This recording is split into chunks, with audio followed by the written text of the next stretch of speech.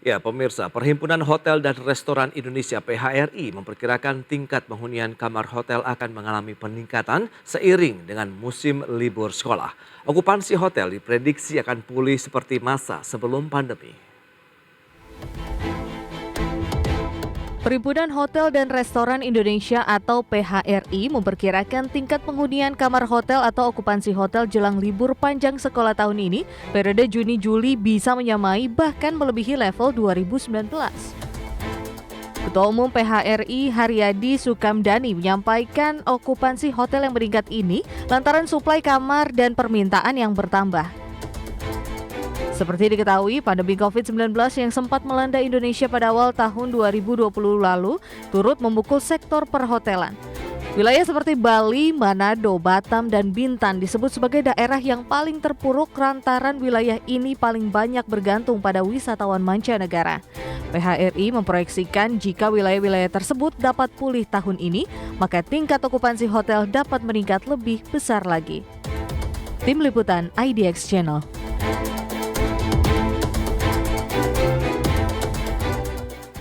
Ya, pemirsa, untuk membahas tema kita hari ini, libur sekolah berpotensi dongkrak okupansi hotel, kita sudah tersambung melalui Zoom bersama dengan Bapak Kodi Ibrahim, Ketua Hotel Berbintang BPP PHRI. Ya, halo, selamat pagi, Pak Kodi.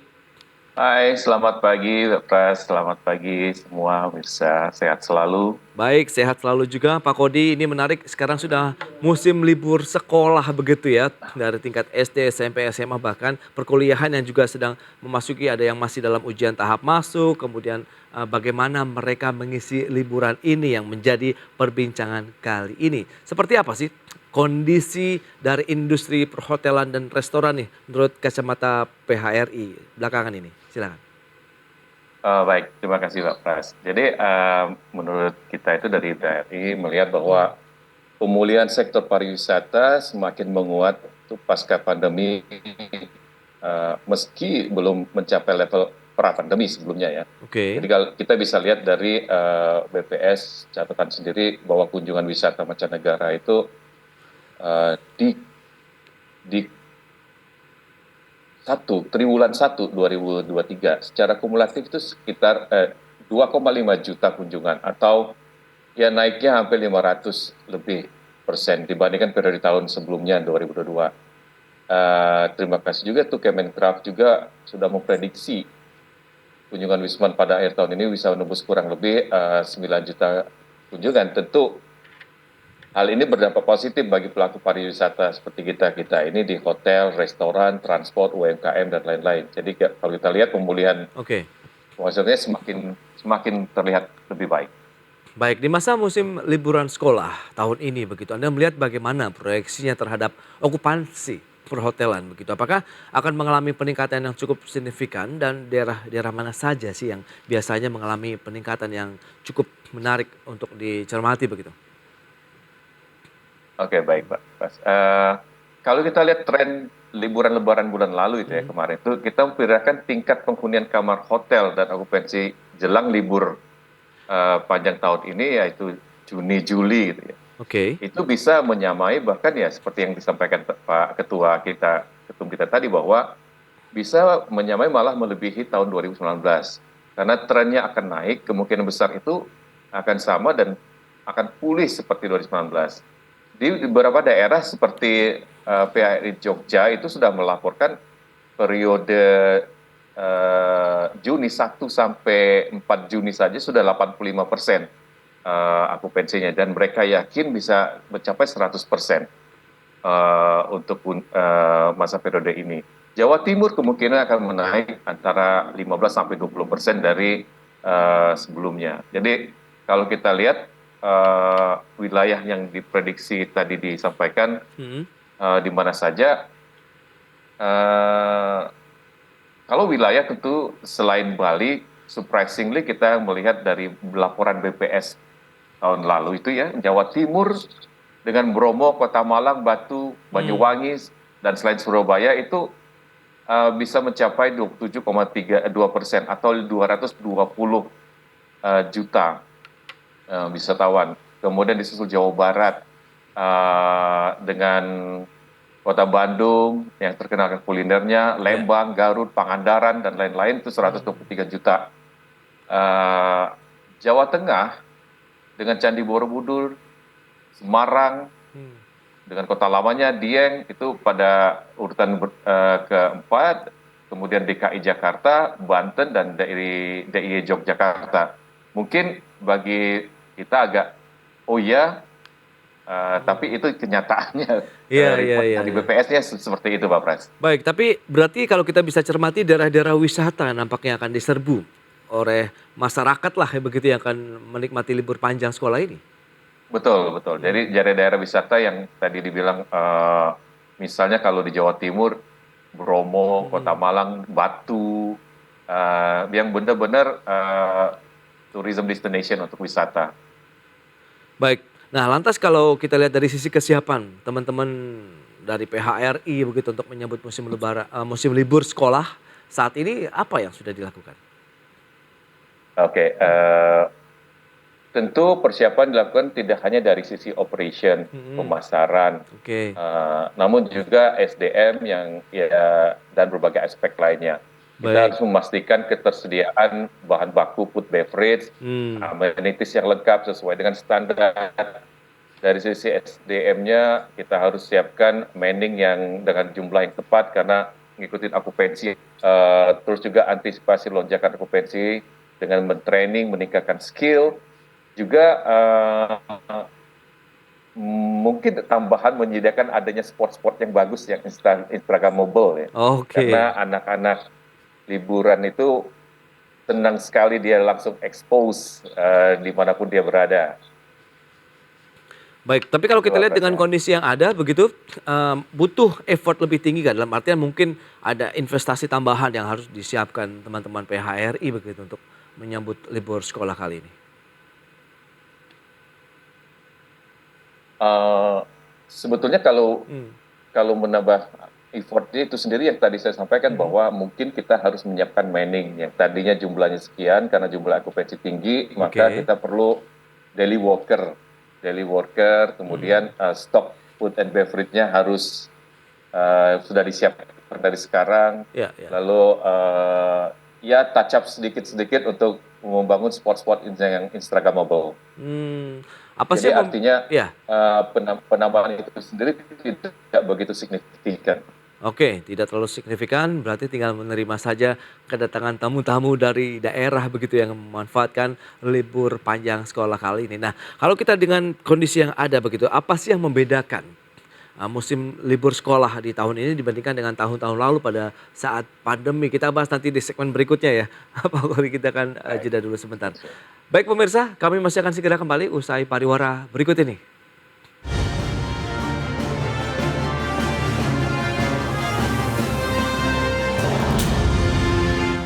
Ya, Anda masih menyaksikan Market Review. Berikut ini kami sampaikan infografik untuk Anda. Yang pertama kita akan cermati dari okupansi hotel berbintang. Ini data April 2023. Kita lihat pertumbuhannya sekitar 41,37%. Tapi kalau kita lihat secara bulanan atau month on month, kinerjanya ataupun okupansinya ada penurunan sekitar 4,88 poin. Kemudian kalau kita lihat secara tahunan atau year on year ada kenaikan sekitar 7,14 poin untuk okupansi hotel berbintang di bulan April 2023. Lantas bagaimana dengan okupansi dari hotel yang non bintang? Ini juga data sama di April 2023. Ya, pertumbuhan sekitar 21,87%. Secara bulanan mengalami kenaikan 0,61 poin, sementara secara tahunan juga mengalami kenaikan hingga 4,47 poin. Baik, kita lanjutkan kembali perbincangan bersama dengan Bapak Kodi Ibrahim, Ketua Hotel Berbintang BPP PHRI. Baik, Pak Kodi, kita akan lanjutkan kembali. Berdasarkan data tadi yang sudah disampaikan begitu, nampaknya pertumbuhannya baik hotel berbintang maupun non bintang ini data dari April begitu rata-rata memang bertumbuh begitu. Nah, bagaimana Anda melihat bulan-bulan terakhir ini begitu? Apakah masih terus tumbuh pesat lagi apalagi menjelang libur panjang sekolah ini? Oh, baik. Ya, itu kita ngelihat bahwa April itu turun karena dia bulan puasa. Oke. Jadi mungkin dia turun. Kemudian untuk kedepannya saya yakin banget bahwa kalau tidak ada gonjang-ganjing politik atau apapun juga, semua akan rise up dengan baik, dengan naik dengan baik. Kita lihat beberapa event internasional juga sudah ada beberapa yang sudah mulai confirm, mulai Juli, Agustus, September, Oktober, November, itu sudah mulai masuk semua. Dan misalnya untuk Bali, akupansi Bali untuk bulan Agustus itu sendiri sudah hampir 70 sampai 80% up to now. Jadi kalau kita lihat sekarang, Oke. jadi kalau kita prediksi nantinya itu bakal naik terus tentunya ke arah yang lebih baik. Ya, baik. Kalau kita lihat dengan perbedaan, nah kali ini ada evaluasi apa yang sudah dilakukan teman-teman PHRI begitu? Kalau kita lihat dengan tahun ini di mana tidak ada pembatasan, Indonesia yang sudah siap-siap masuk ke dalam endemi COVID-19 begitu, Anda melihat perbedaan yang cukup menyolok begitu dengan penyelenggaraan libur panjang sekolah kalau kita bandingkan dengan tahun-tahun sebelumnya?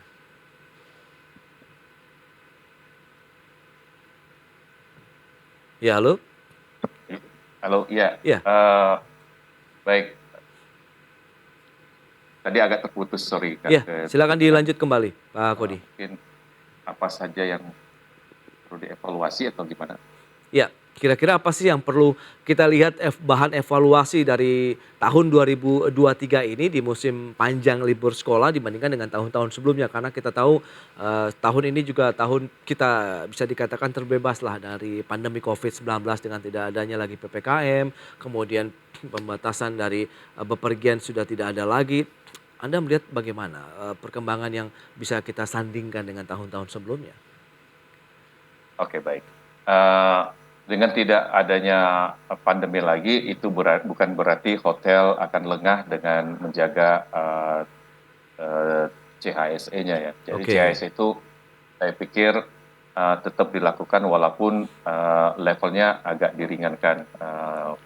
Itu satu. Yang kedua, kemudahan dalam mendapatkan informasi dan reservasi seperti transaksi seperti dengan OTA itu pihak hotel dan restoran harus benar-benar melakukan perubahan yang dengan baik. Kemudian promosi yang lebih dengan tepat sasaran karena ada tempat yang bagus tapi jarang sekali diketahui, makanya suka disebut hidden gem karena tidak tahu sehingga agak sulit dijangkau. Yang berikutnya yaitu kita harus benar-benar mentraining karyawan, seluruh karyawan harus benar-benar alert dengan digital teknologi. Sekarang ini kan semua serba sosial media ya. Yes. Sosial media ini ada baiknya dan ada juga ngerinya gitu. Jadi artinya tamu yang datang itu dia bisa mengekspos apapun juga yang mereka rasakan, yang mereka experience selama dia berada di hotel atau restoran.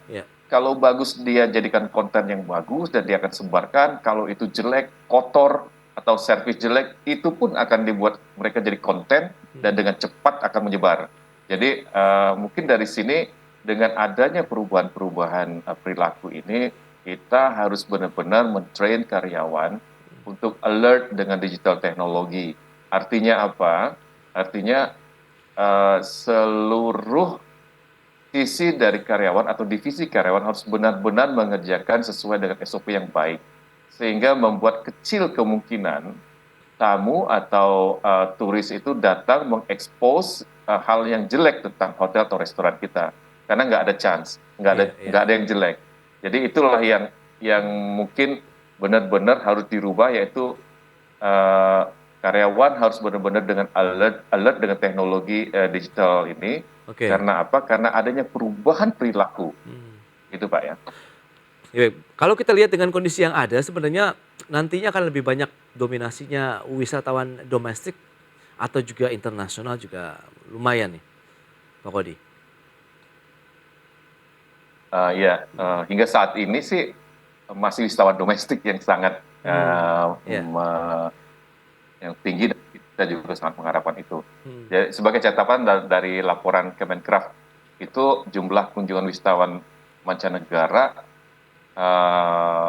tercatat 5,5 juta pendatang Oke. atau di atas target 1,8. Sedangkan pergerakan Wisnus atau Wisma Nusantara itu 800 juta perjalanan atau di atas target yaitu sekitar 550. Jadi kalau kita lihat di sini masih jauh sekali dominasi domestik itu sangat banyak dan Oke. target kita untuk yang mancanegara juga masih harus sangat kejar. Nah kalau kita bicara mengenai durasi waktu mereka menginap nih untuk wisatawan ataupun mereka yang bisa benar-benar memanfaatkan libur panjang sekolah ini, berapa lama sih kalau di rata-rata? Tergantung market ini ya. Mmm, Kalau Rusia itu biasanya dia 7 hari. mmm, Kalau lebih dari 7 hari. Kalau Asia mhm. itu average rata-rata 2 sampai 4 hari. Domestik juga hampir sama segitu ya, length of stay-nya.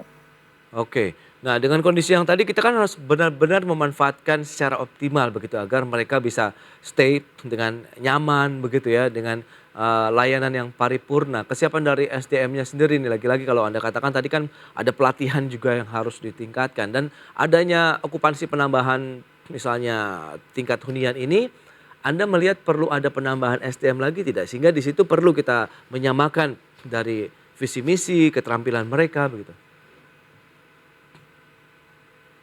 Bisa diulangin Pak Pres, Ya. tadi putus Pak. Baik. Nah, dengan kondisi yang ada, adanya peningkatan okupansi, kemudian, waktu mereka tinggal di hotel, perlu ada tidak sih penambahan SDM yang tadi berarti ada pelatihan di sana, kemudian bagaimana menyamakan, keterampilan yang mereka miliki begitu Pak Kodi? Oh ya itu sangat penting. Kalau Mmm, sebetulnya kalau kita bilang pelatihan karyawan itu mhm, tidak hanya karena okupansi tinggi atau apa tidak. Jadi ada standar baku oke, sendiri bahwa secara reguler ada training untuk peningkatan skill daripada setiap karyawan oke. yang ditandai juga dengan KPI, Mmm, pencapaian mereka seperti apa. Jadi tidak hanya karena akupansinya tinggi ya, atau karena akan menjelang hari libur ini banyak sehingga mmm, mereka harus dilatih. Tidak, harusnya hotel dan restoran itu punya jadwal sendiri untuk training, development people-nya itu sendiri sudah ada. eee, Tapi khusus untuk mendekati event-event tertinggi biasanya mereka ada mmm, briefing untuk oke. mengingatkan kembali apa yang mesti dilakukan dan apa pencapaian yang harus dicapai. Baik. Nah, kalau misalnya dengan kondisi persaingan antara hotel sendiri bagaimana? Apakah akan ada perang harga misalnya nanti? Karena kan ini cukup panjang juga di masa liburan di mana juga setiap hotel ingin menjaring sebanyak-banyaknya pengunjung yang hadir ke hotel ataupun restoran mereka. Perang harga pasti. Hmm, Eh, Ya kita tidak bisa menampikkan ya. hal itu ya. Kalau kita misalnya eh, menjual dengan harga sekian, terus ke kompetitor kita menjual sekian, Mm-mm, akhirnya kita juga agak frustasi ya kan. Hanya saja itu bukan hal satu-satunya jalan yang akan kita lakukan untuk menurunkan harga, mm-mm. tapi banyak strategi yang lain. Misalnya meningkatkan value daripada harga itu sendiri. Lalu kita biasanya kalau hotel atau restoran yang baik itu sudah Ya, punya loyalty loyalty tamu sendiri ya. oke. Kemudian ada marketnya sendiri. Jadi mereka sudah bisa memprediksi bahwa eh, kita tidak perlu perang harga untuk Hmm, menurunkan harga hanya karena short term case aja misalnya hari liburan. baik. Eh, saya rasa malah rugi kita kalau misalnya Hmm, menurunkan harga di saat demand lagi tinggi. Ya kan. oke, Jadi oke. kalau kita Baik. bilang perang harga itu mungkin di saat waktu pandemi kali ya. Lagi lemes-lemesnya, lagi lesu-lesunya, Ya, itulah kita perang harga mungkin. baik. Tapi kalau kalau sudah normal malah lebih baik ya I don't think perang harga itu akan terjadi ya. Itu dia. Berarti memang Yang ditambah adalah nilainya, begitu ada added value di sana, sehingga tingkat kenyamanan akan bertambah dirasakan oleh pengunjung ataupun mereka yang menginap di hotel-hotel tersebut. Baik, Pak Kodi terima kasih banyak atas waktu yang disempatkan dan sharing yang sudah Anda sampaikan juga kepada pemirsa pada hari ini. Selamat melanjutkan aktivitas Anda kembali dan salam sehat Pak Kodi. Thank you, terima Ya. kasih Pak Pras, salam sehat selalu. Baik pemirsa, 1 jam sudah saya menemani Anda dalam Market Review. Saya Prasetyo Wibowo beserta kerabat kerja yang bertugas undur diri. Terima kasih dan sampai jumpa.